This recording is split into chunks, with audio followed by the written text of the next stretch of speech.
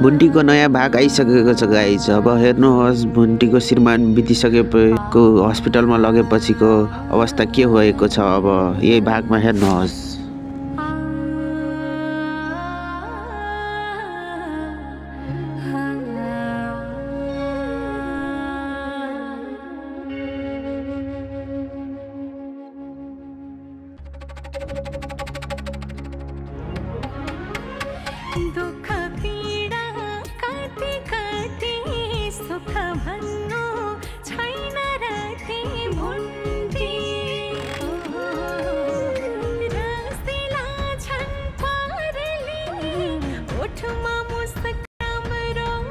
हजुरहरूलाई थाहै थियो होला भुन्टीको श्रीमानले धोका दिइसकेपछि उसको अर्को बिहा भइसके हुन्छ त्यो पनि भुन्टीले अझै पनि माया गरिरहेकी हुन्छ आफ्नो श्रीमानलाई। अब श्रीमानको मृत्यु भएपछि अब के हुन्छ होला हेर्नु होला यही भागमा।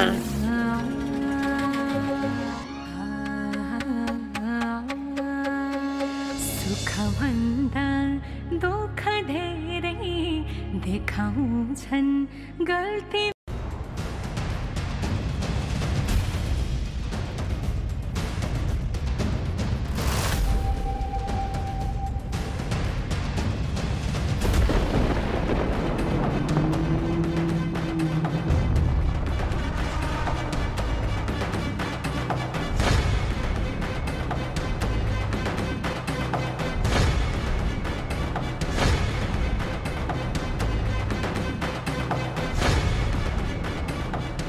आउँछ भनेर कुरेको थिइस् होइन?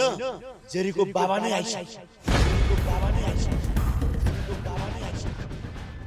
भुन्टीको श्रीमानमाथि हमला भइरहेको अवस्थामा उनी आफ्नो ज्यान बचाएर भाग्न खोजिरहेको छन्।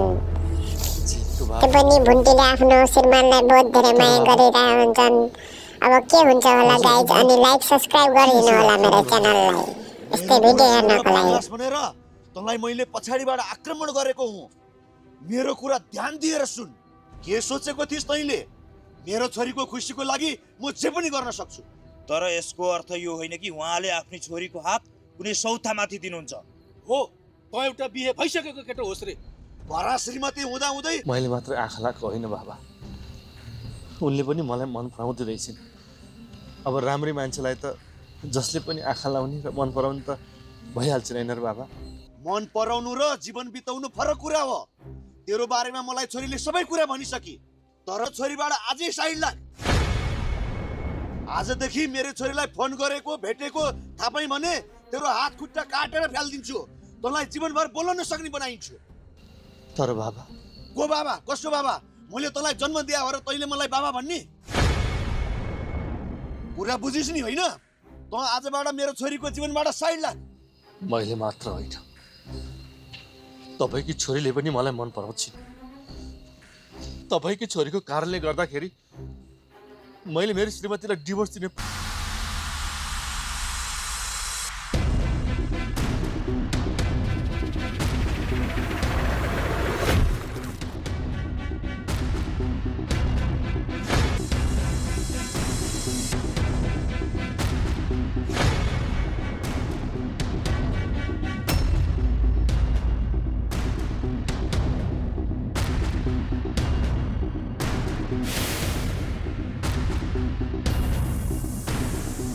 मेरो छोरीको जिन्दगीमा तेरो मन खुसी चल्छ? मलाई सोध्नु पर्दैन? मुख सम्हालेर बोल्नुस्। हात उठाउन मलाई पनि आउँछ। म अहिले तनावमा छु चारैतिरमा। यदि मसँग कुरा गर्नु छ भने तपाईँको छोरीले पनि यही बोलाउनुहोस्। मेरो अगाडि राखेर कुरा गर्नुहोस्, अनि मात्र म बोल्छु। बोलाउनुहोस् यहाँ तपाईँको छोरीलाई। चुप, एकदम चुप। अबदेखि मेरो छोरी तेरो अगाडि कहिले पनि आउँदिन। मेरी छोरी साथी होली, तँसँग बिहा गर्छु पनि भनी होली। तर म बाउको नाताले तँ जस्तो केही नभएको, व्यापार बिजनेस डुबेको, अलरेडी बिहा भइसकेको तँ जस्तो नत्र तेरो टाउको झोलामा जिउ खोलामा पुर्याइन्छु। बुझिस्? हेर्छु म पनि के गरी बनाएर छोड्छु। बुझ्नुभयो?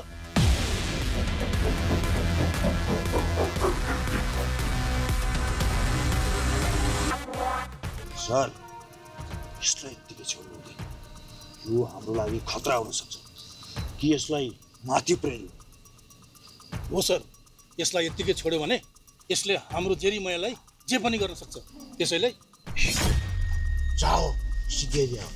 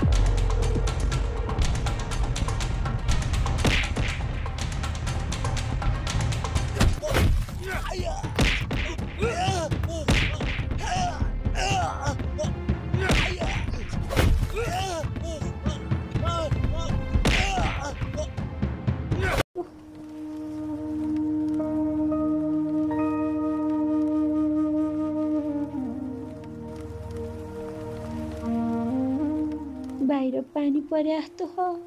मङ्सिरका दिन नि के पानी पर्या होला। अब जाडो पनि जगाउने भयो। बाआमालाई भोलि घाम जाँदा बाटो नि चिप्लो भएर कति आएर हुने होला।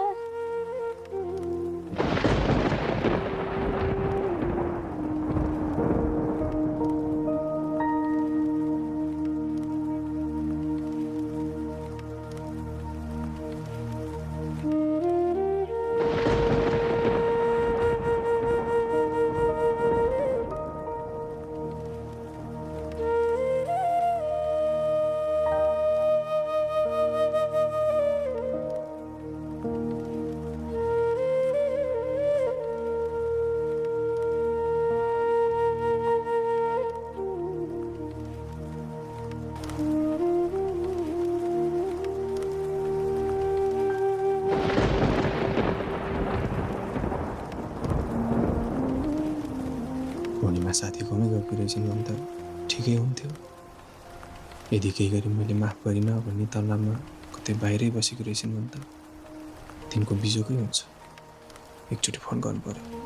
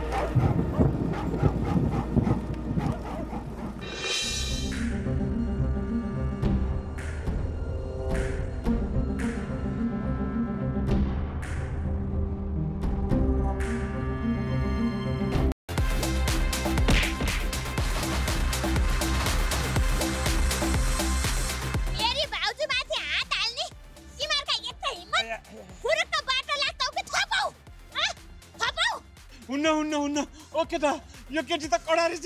भाग!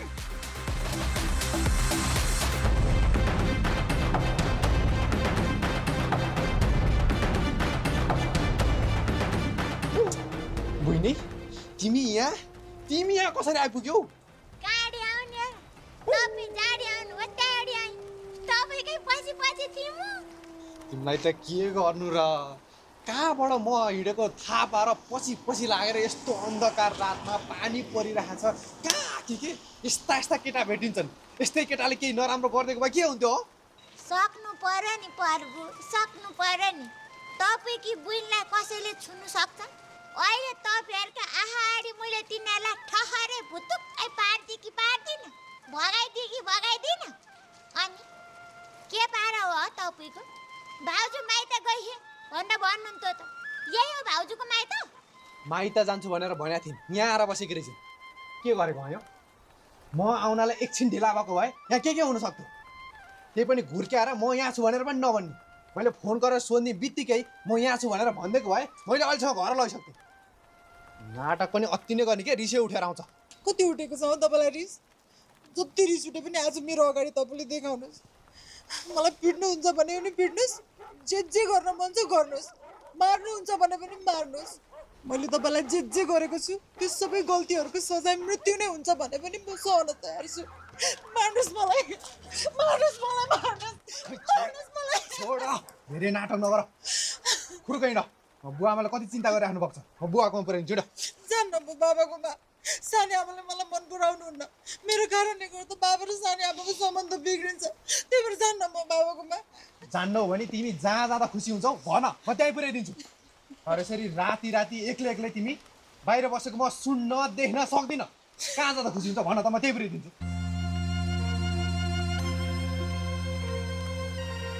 ए भन न, कहाँ बस्दा खुसी हुन्छौ? कहाँ बस्दा खुसी हुन्छ जस्तो लाग्छ तपाईँ आफै भन्नुहोस् त। ठुलो महलमा बस्दा, महँगो कार चढेर हिँड्दा, महिनामा लाख पैसा कमाउने बुढो साथमा भएदेखि खुसी हुन्छौ नि तिमी?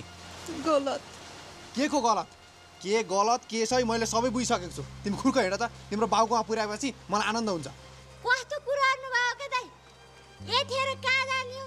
सबैजना सुतिसक्नु भयो होला। चुप लाएर यहाँ ओत्तिने ठाउँ रहेछ, सबैजना यहीँ बसे हुँदैन? चुप लाएर यहाँ बस्नु त। होइन भाउजूलाई भेटेपछि त तपाईँको दिमाग पनि ठिक ठाउँमा छैन कि क्या हो? पानी परिरहेको अलिअलि अझै बाटा जाँदा पानी पर्यो भने क्या गर्ने हो? यति कता भिजिसक्यो, अझै भिजा गर्ने मुन छ र? अब यहाँ ओत्तिने ठाउँ रहेछ, यहीँ बस।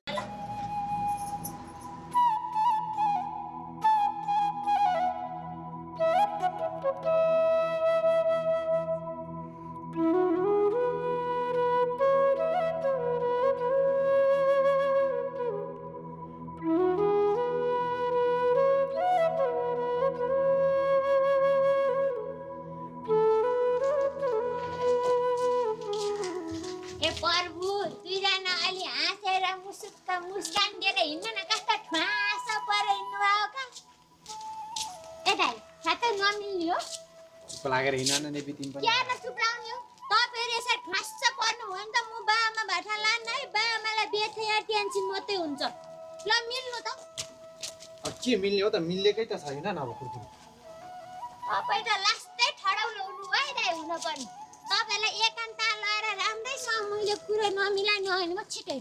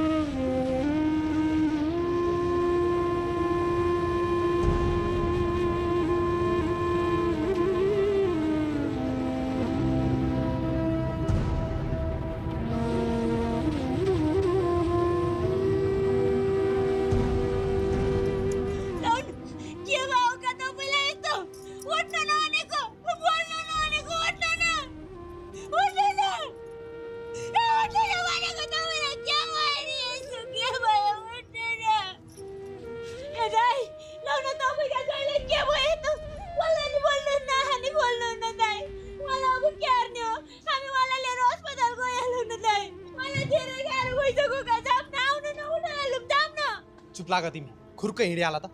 यो पापी जुन अवस्थामा हुनुपर्ने हो त्यही अवस्थामा छ, यसलाई यही ठिक्क छ।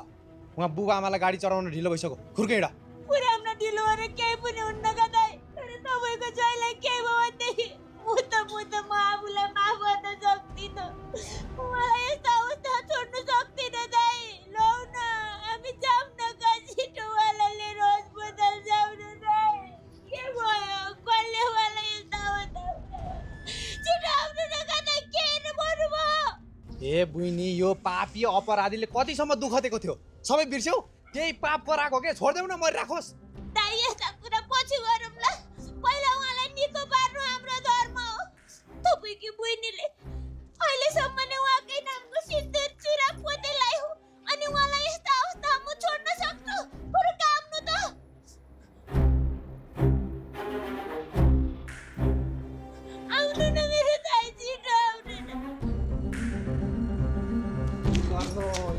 माया देखेर पनि मलाई हच्चमै लाग्छ।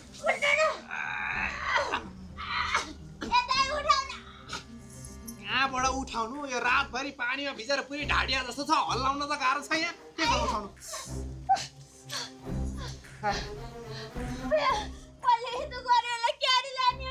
बहिनी तपाईँ चिन्ता नलिनु, म एम्बुलेन्सलाई फोन लगाइहाल्छु। एम्बुलेन्स आएपछि ठिक हुन्छ, चिन्ता नलिनु। Hello ambulance?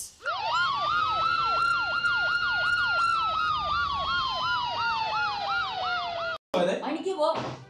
भूपेन्द्र पुरै घाइते भएको अवस्थामा नमस्ते मेट्रो हस्पिटलमा एडमिट भएको छ अरे। हिजो लडिरहेको अवस्थामा भुन्टी र भुन्टीको दाइले लगेर हस्पिटल एडमिट गरेका रहेछन्। मलाई भर्खर फोन गरेको थियो, हामी गइहाल्नु पर्यो। जाउँ। भुवन, तिमी अलिकति पनि कमन सेन्स लाउन सक्दैनौ? यो सबै तिम्रो भाइले नाटक गरेको हो। हामीलाई प्रपर्टी दिनुपर्छ भनेर नाटक गरिरहेछ उसले। अनि त्यो छुटिसकेकी बुन्टी कसरी त्यहाँ आइपुगी? कसरी आउनु नि? उनीहरू बाटोमा हिँड्दै गर्दा भूपेन्द्र बेहोस भएर नालीमा लडिरहेको थियो अरे। उनीहरूले हस्पिटल पुऱ्याएर एडमिट गरेका अरे। मलाई भर्खर उसको दाइले फोन गरेर भनेको थियो। अहिले यो बस गर्ने बेला होइन कि, हामी गइहालौँ न। भूपेन्द्रलाई के भएको होला? केही पनि भएको होइन, यो सब नाटक गरेको। त्यसैले यहाँबाट कोही पनि जाँदैन। श्रेया प्लिज चुप लाग तिमी एकछिन। पहिला मलाई हस्पिटल जान देऊ, उसको रिपोर्ट हेर्न देऊ, उसको अवस्था हेर्न देऊ। अब उसले नाटकै गरेको रहेछ भने ठिकै छ, विचार गरौँला। यदि साँच्चीकै गाह्रो भएको रहेछ भने के हुन्छ भन त? ऊ मेरो भाइ हो। मेरो लागि भाइभन्दा ठुलो सम्पत्ति हुन सक्दैन। त्यसले गल्ती गर्यो भनेर त्यसलाई सबक सिकाउनको लागि मात्र यो सब गरेको मैले। यदि मेरो भाइ मृत्युकै मुखमा पुगेको रहेछ भने सम्पत्तिको लागि म उसलाई वास्ता नगरिकन बस्न सक्दिनँ। प्लिज जान देऊ मलाई। जाऊ न त जाऊ।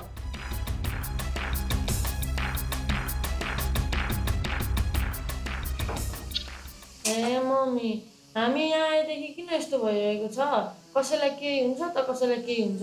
अस्ति गाउँमा पनि तपाईँले सबैजनासँग झगडा गरेर आउनुभयो, यहाँ पनि तपाईँ सबैजनासँग रिसाइरहनु भएको छ। अस्ति भुन्टी आन्टीले तपाईँलाई रिसाउनु भनेको राम्रो होइन भनेर सम्झाउनु भएको थियो, त्यो पनि तपाईँले मान्नै भएन। चुप लाग जेम्स तिमी। त्यो भुन्टी आन्टी अनपढ गवार हो, उसलाई केही पनि थाहा छैन। उसले भनेको कुरामा केही रिजन हुन्न। त्यसैले अब आइन्दा मेरो भुन्टी आन्टीले यसो भन्नुहुन्थ्यो उसो भन्नुहुन्थ्यो भनेको सुने मात्रै भने नि राम्रो हुँदैन, बुझ्यौ? ल खाऊ। बच्चाको पनि दिमाग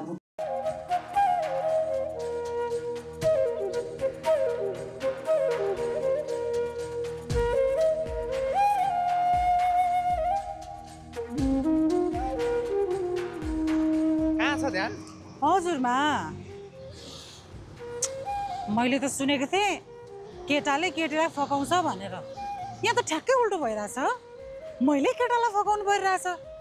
ए म केटा? सरी सरी बुढा।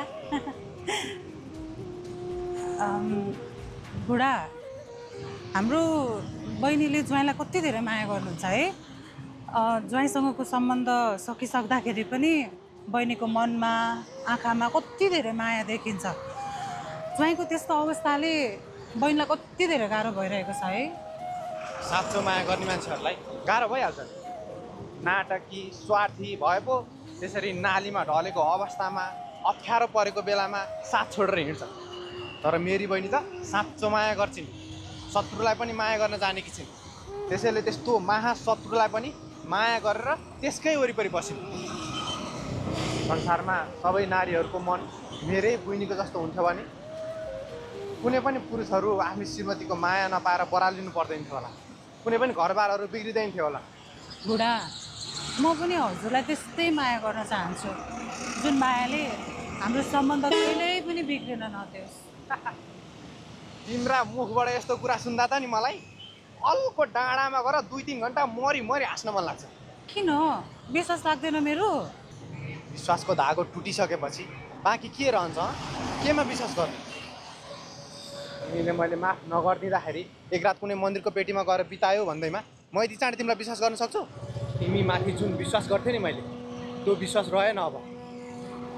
सायद मेरो मनमा अब पहिलाको जस्तो माया विश्वास कहिले पनि पलाउँदैन होला। तिमी र तिम्रो बुवा भएर त्यो विश्वासको बिरुवालाई निमोठेर फालिदिइसकेका छौ।